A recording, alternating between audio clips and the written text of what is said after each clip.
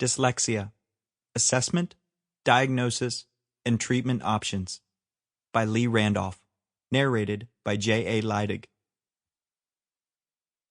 Dyslexia, Strengths, Weaknesses, and Treatments by Randalph, narrated by J.A. Lydick.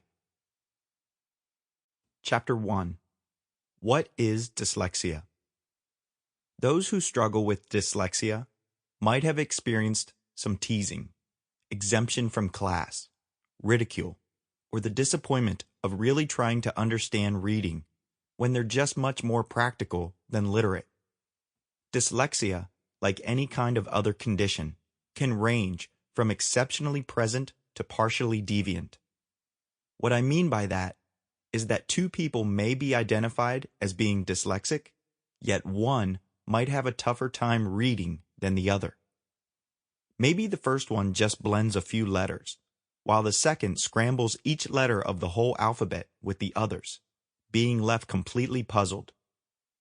So when we address the topic of being dyslexic, it does not always come in the same form. There are those that are simply a more severe, less changeable case than others. Some might discover it fast, while others will struggle all their lives. Those who are dyslexic aren't stuck to a faulty mind, but just a deviant one, and cognitive skills can be dominantly present in their brain, more than a few other who don't experience dyslexia. That's the first misconception I need to clarify. Dyslexia is specified as a disorder that entails trouble in learning how to read or analyze words, letters, and other symbols, but that doesn't influence their general intelligence. Chapter 2. What are the effects? I am shocked that some people don't want to know that their children have dyslexia. I compare it to mold in a house. If you don't see it, and if you do not do an inspection to seek it, you will never ever see it's there, right? No. Wrong.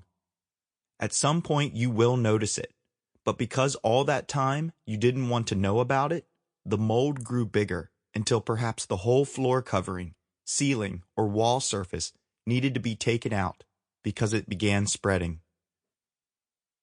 And the same is very true for dyslexia. I have heard people say that dyslexia does not really exist, and also that every determined child can learn how to read just as quick as any other. This is quite controversial, just because even though most children with dyslexia learn how to read, they also achieve. Sample complete. Ready to continue?